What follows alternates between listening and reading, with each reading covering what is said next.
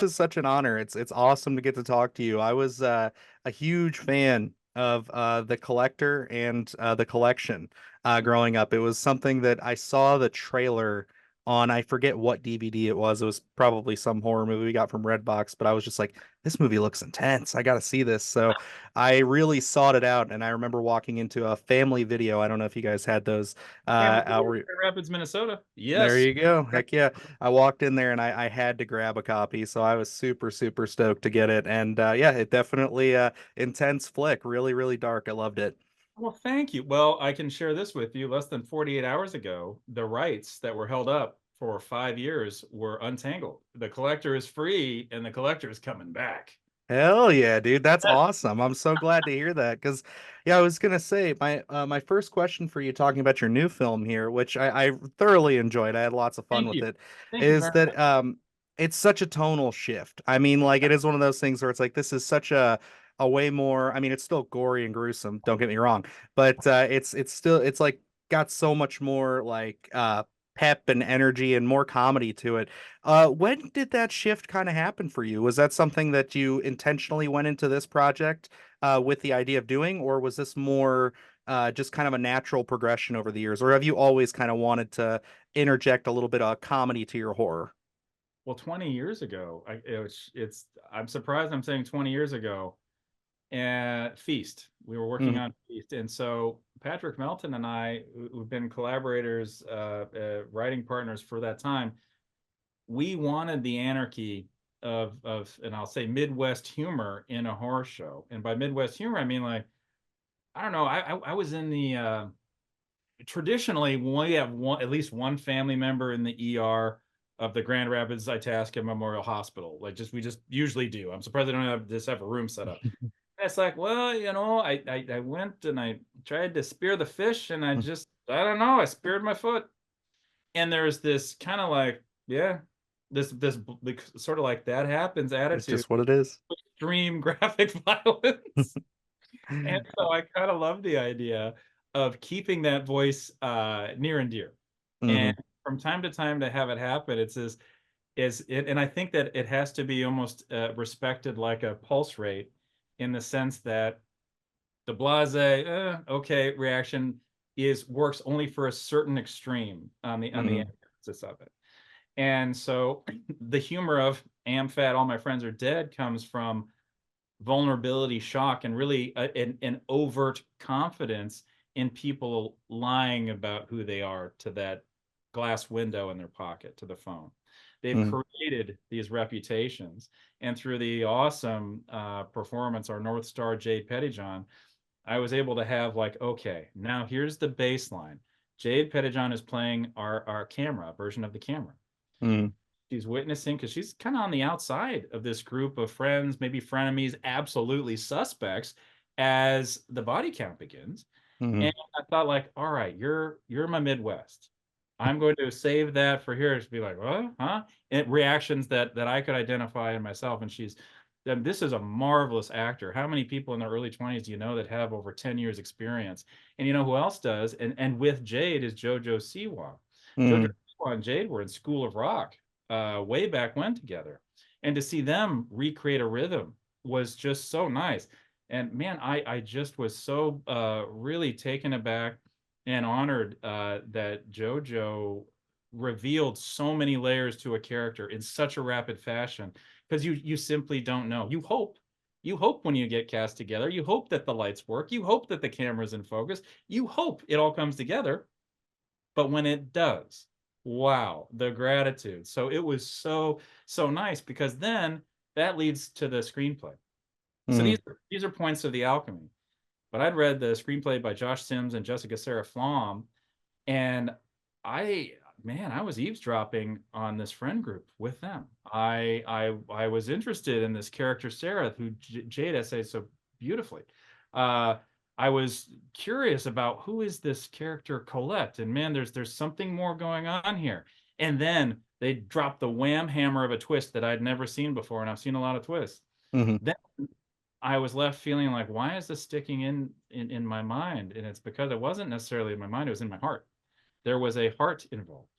And Hmm. I thought, okay, this is terrifying. I've never done a murder mystery. I've done ensemble. I've done we know who's doing it, but this is a whodunit with an ensemble. I want to protect this twist. I want to deliver that heart. Let's go.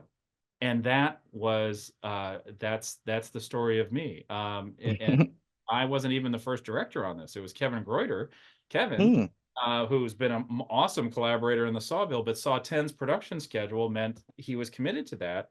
It created a vacancy as this production was still coming together. Kevin, I'm so grateful he nominated me. My name was in the hat. I auditioned, and here we are today. So then, after Josh and Jessica's script, we adapted it to the resources and the schedule we had. And then it was up to like, oh yeah, all these people that I've seen in my mind for so long, who's going to play them?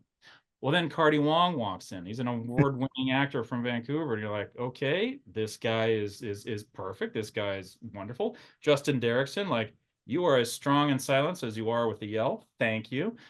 Fiona O'Higgins, who I I love Fiona. Like Fiona plays a part in here that I have to keep a bit of a somewhat of a just a secret in the sense that she was there for a lot of critical stuff and diverted a trip from I think Italy and Switzerland to come to our premiere in Tribeca. And I just love that because this is something that we were in the Hope and a Prayer days. And it was really cool. So then you've got JoJo, who I knew as an 11 million plus follower juggernaut who shows up and reveals this is as tangible and relatable a soul as talking to a dear friend, a sibling instantly. And there's a protector in there. I thought, thank goodness. Now I know we have a heart. And to see she and Jade instantly take up not only a friendship, but a professional chemistry that was like, great. I think we got for every minute, we seem to get an hour of usable stuff, usable great stuff, resonant, emotional, cathartic, humorous, dangerous, dramatic, original material. And that also is completed by Jennifer Enns, who once I gotta shoot, man. We shot in order, courtesy of Kirk Shaw and Stephanie Rennie produced it. So Jennifer Enns, who plays Mona, on the page could be interpreted as just a couple layers, like might be nice, fake nice, actual ice. Oh no, really asking for it, like playing a jerk. But Jennifer, as we shot in order, we kept being able to change that character and more. Ali Fumiko Whitney, who plays Liv, there was some tragedy there that starts out as someone who wants more followers, is willing to give herself away to anybody, as anybody who just wants any ardent anybody. Well, wouldn't you know, when you open it up to anybody, that means the wrong person can also look in. Mm-hmm. And so then you get to Jack Dope Smith, who essayed the role of normally there's usually the character that's first with a drink, a line, in this case, all the above, the pills, the bag, the whatnot. But Jack brought this marvelous humor to it and a relatability. Like I thought I was seeing Jack from another life in a way. Like I knew if my life fell apart, it'd be on Jack's couch. I'd put it back together. There you go. I thought, this is great. And then I had a couple of ringers, people I'd worked with before. That's Mm-hmm. Peter Giles, who returns from the Pilgrim. That I did write his stuff because I love Peter and I love tricking that beautiful voice. He's the voice of Fox Sports. So when you hear the Rams versus the Bears, it's going to be a knockout. So then to have him perform, this is a nice man. This is a man who is uppercase meditation. This is great. I love writing offensive things for him to say. And so when there's stuff I can't even say it because like if I even said it as an impersonation of his character, it's like, and then he got canceled. Yeah. I Yeah. love No. making Peter do it because he's like, oh, really? Okay. Well, let's poke grandma's goiter and see what's inside. Why am I saying that? I just wanted you to say it. It's not in the movie. And then that leads to Michaela Russell. Michaela Russell I've worked with 4 times now.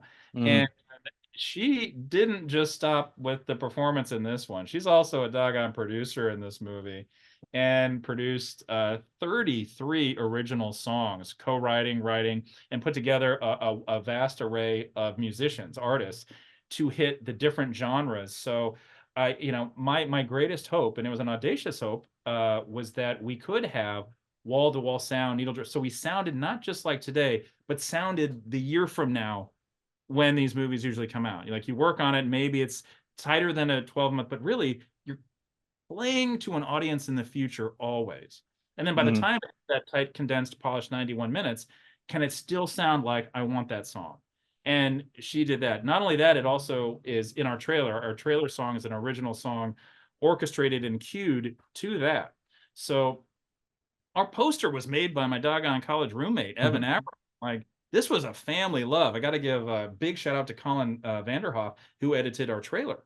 Mhm. I think is key for a movie like AMFAD, All My Friends Are Dead, is that we need to let the audience know that this isn't straight terror. Let's say if we just sold the terror and the horror images, sometimes the laugh or the humor feels like you've been lied to, and it Yeah. can you out. But if you know right away, no, like the really intense, unsettling movie, that's what they're doing. The possession movie, that's what they're doing.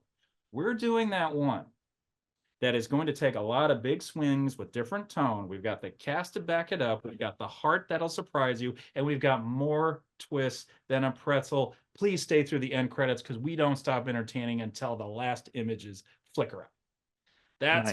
That's our That's awesome. Yeah, I mean, you pretty much went through a whole medley of my questions here because like I was going to ask about the cast and everything, but seeing as I only have a couple of minutes left, I guess I can go to the big one here, which you kind of already answered there. So with doing this film and then obviously having again me being a huge fan of the collector and the collection, I was just curious. So like is there room for maybe a possible revisitation of this? And I know you tend to write a lot of your own stuff. So the fact that you had writers brought into this, is there maybe a writing collaboration that you might do with like Josh Sims and Jessica later on down the road to kind of bring maybe another sequel or another installment into this? Because I really think you could kind of have this same events kind of play out with different friend groups. And I'd love to see what more personalities you could bring out of it.